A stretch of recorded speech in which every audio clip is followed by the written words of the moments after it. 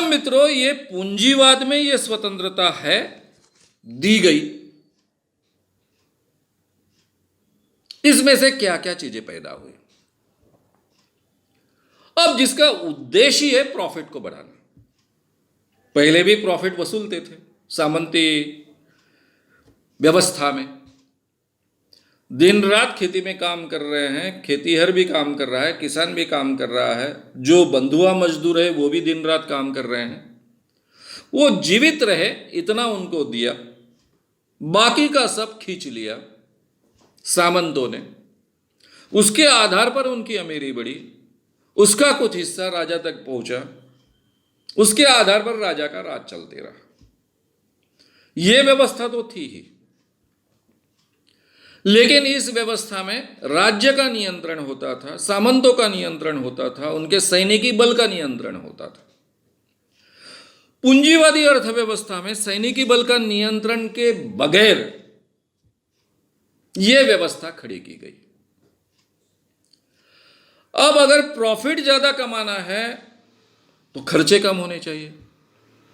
जितने खर्चे कम होंगे उतना प्रॉफिट बढ़ेगा। तो कहां खर्चे बचाना संभव है? कैपिटल में शायद संभव नहीं। सबसे बड़ा तबका है मजदूरों का, जहां खर्चे बचाए जा सकते हैं। यूरोप में का मजदूर अगर उपयोग में लाया तो वहां का रहन सहन और थोड़ा ज्यादा अच्छा होने के कारण उनको ज्यादा मजदूरी देनी पड़ती है। फिर क्यों वहां के मजदूरों को ज्यादा पैसे दे? उससे इंडिया से मजदूर लाए, अफ्रीका से मजदूर लाए, जो बंधुआ मजदूरों जैसा काम करेंगे, 16-16 घंटे काम करेंगे। पहले के जमाने में 16-16 घंटे काम चलता था ये मास प्रोडक्शन में, और वो केवल जीवित रह सके इतना ही उनको दिया जाए।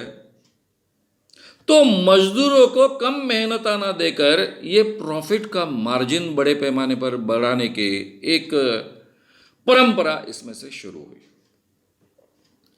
अब मजदूरों को अगर मेहनताना कम देना है, लेकिन वो जिंदा रहने चाहिए, वो खाएंगे पिएंगे तो काम करेंगे।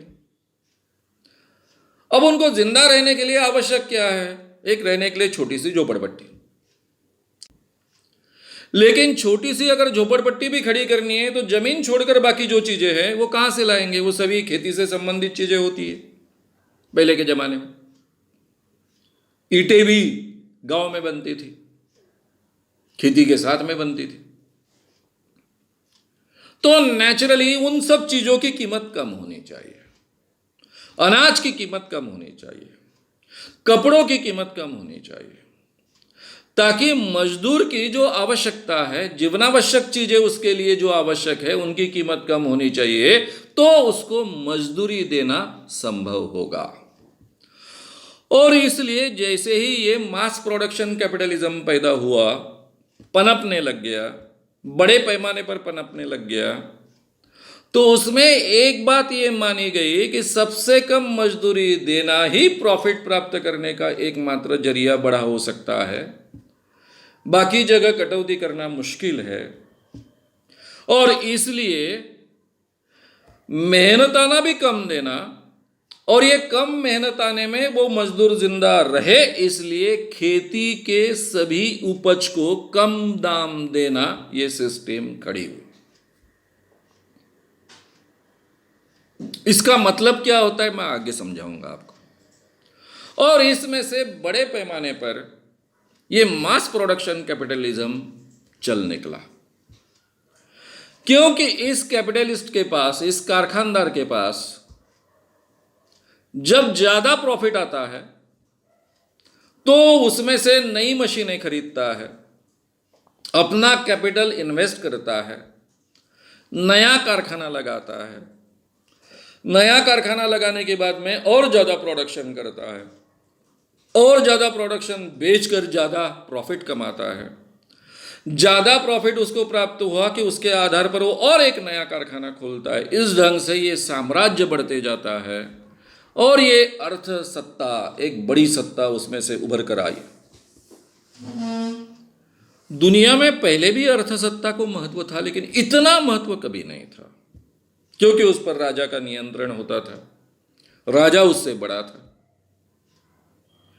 और राजा जब चाहे तब ये अर्थ प्राप्त कर सकता था युद्ध के जरिए।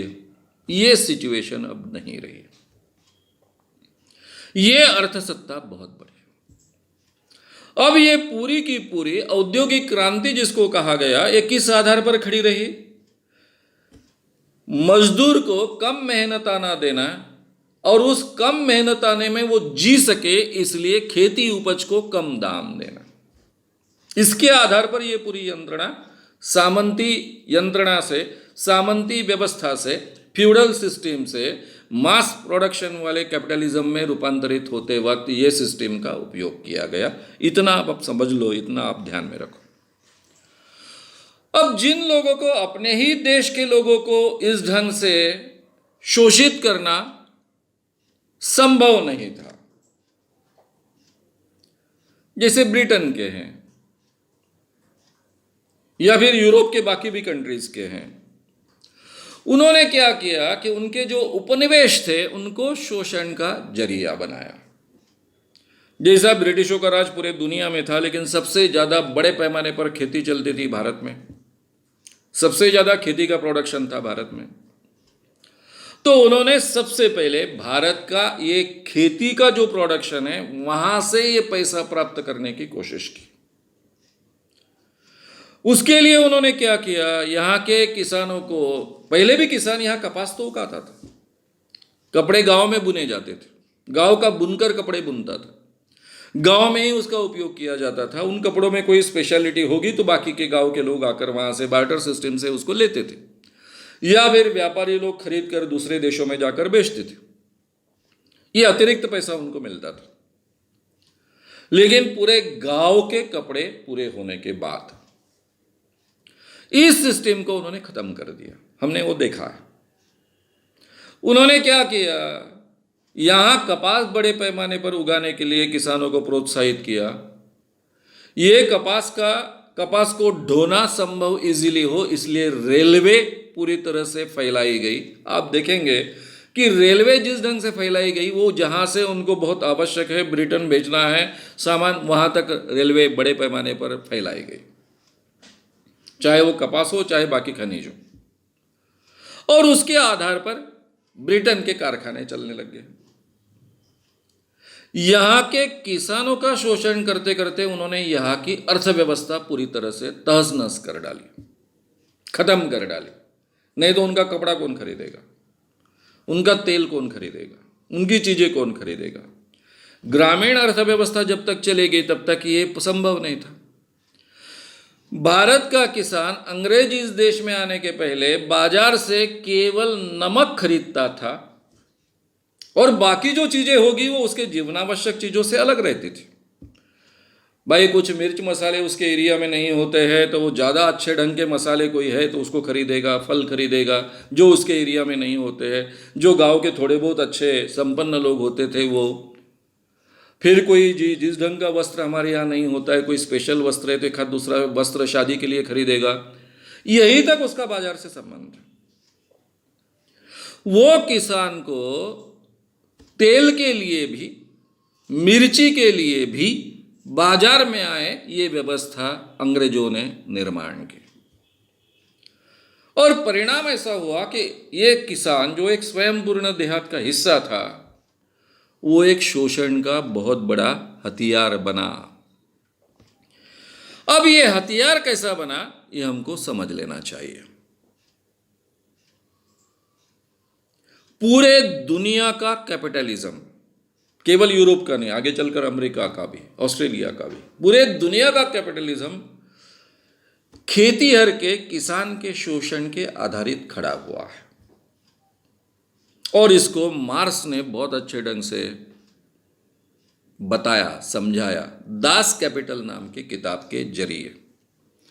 उसके बारे में हालांकि बहुत विस्तार से ये बात मैंने आपसे कहनी चाहिए, लेकिन जो मैं अभी बात आपसे कर रहा हूं वो आपको बहुत अच्छे ढंग से समझे, इसके लिए एक शॉर्ट में इतना ही बताऊंगा कि किसान की जो उपज है उसको जितना दाम मिलना चाहिए उतना दाम उसको दिया नहीं जाता, डेलिबरेटली उसको कम दाम दिया जाता, और कम दाम देने के कारण जो नफा बढ़ता है, प्रॉफिट बढ़ता है, इसी को आगे चलकर मार्क्स ने अतिरिक्त मूल्य ऐसा कहा है।